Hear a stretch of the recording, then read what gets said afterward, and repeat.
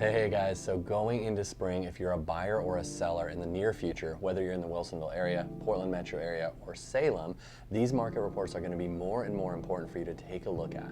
The market changes all the time, and you want to be going into a sale having more knowledge than the other sellers and buyers out there. Now why? Because it's going to help you make better and smarter financial decisions, which in turn is going to get you more money in the end.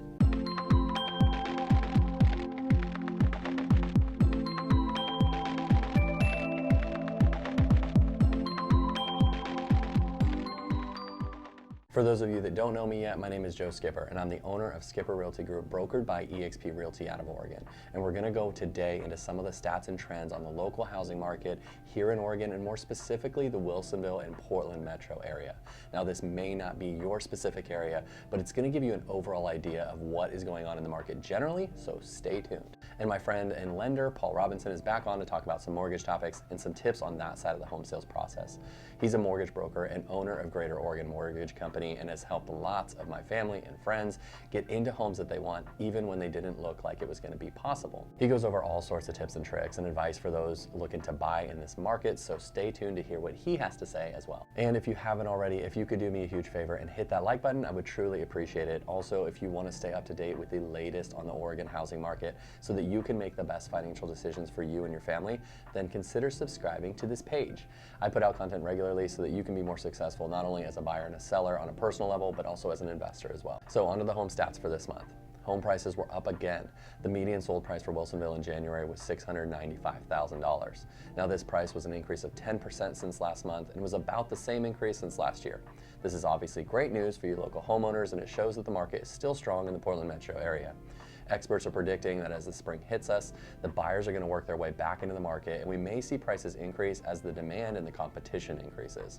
Again, great news for home sellers if this was to occur, but maybe tougher for you buyers if that happens. If you're a buyer now, then your competition is not as crazy, and you have a chance to get a home for prices now that may not be possible in the spring and summer. So it's just something to think about as a buyer. But if you have noticed from my other videos, because I know that everyone pays attention to the entire video, is that home prices fluctuate month to month. So it's so important to have someone that you trust working with you to get the best deal on a home or the highest price on a home when you decide to list it in the Portland metro or Salem areas. If you're looking to buy or sell, comment below buy if you're buying and sell if you're selling.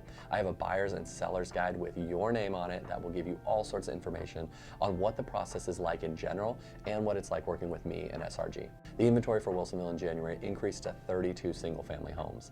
As we head into nicer weather, the pros are predicting that as rates steady out and drop a little bit, and these rates edge closer to what sellers currently are at in their rates, you'll start to see the inventory increasing as they make the jump from their home to the next one. Now, there is still buyer demand, and that is great for sellers, but pricing it wrong is not going to help you as inventory increases. You want to be smart about that, and don't overthink that your home is the best and everyone wants it, because the demand is high. Pricing it right from the beginning is going to get you the best deal possible quicker. The median days on market dropped to 23 days from 44 last year. 23 days is good, and a more normal time on market depending on where you live. We're starting to see this trend more and more depending on where you live and where you are selling. Days on market in the Wilsonville and Portland metro area, as well as the Salem area, fluctuate month to month. But what we're seeing, no matter what part of the Willamette Valley you are in, the days on market is more or less normal. But it can be a little unnerving to see numbers in the 50s, the 60s, the 90s for days on market if you don't watch this stuff.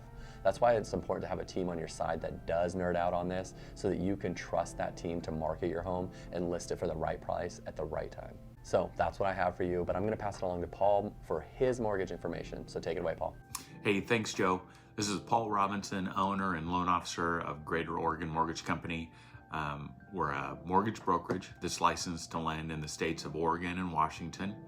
And for good measure, my NMLS number is 235238. Thought we'd talk about down payments.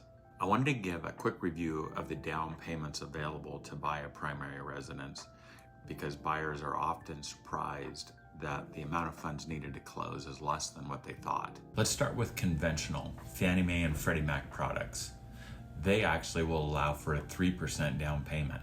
And how about the government loan programs? You've got VA, USDA, and FHA. So VA, zero. There's no down payment. USDA, zero, no down payment. FHA is 3.5%, that's their down payment. But there's good news on the FHA program because it also has a 0 down payment option. And that's through a program that they have, which is called down payment assistance. So when a buyer doesn't qualify with VA, doesn't qualify for USDA, doesn't have enough to meet the whole down payment, then they can choose the down payment assistance program with FHA.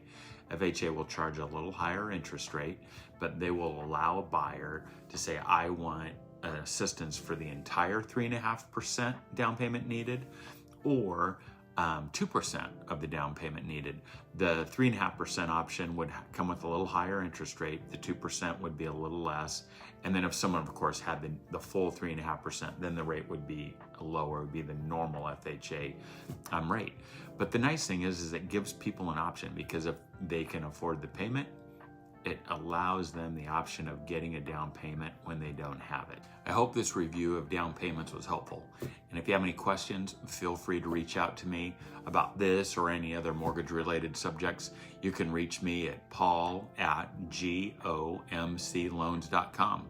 All right, thank you. So those are the stats for this February, guys and gals. If you guys are looking to buy or sell in the next year, comment buy or sell below, and I'll send you one of our guides for free so that you can be up to date on what it's like to list and to buy in today's market. The market is changing rapidly, so having an expert to guide you through it's going to be one of the best choices you'll make. Also, don't forget to subscribe and like this page so that you can stay up to date on the market here in Oregon. Thanks, guys.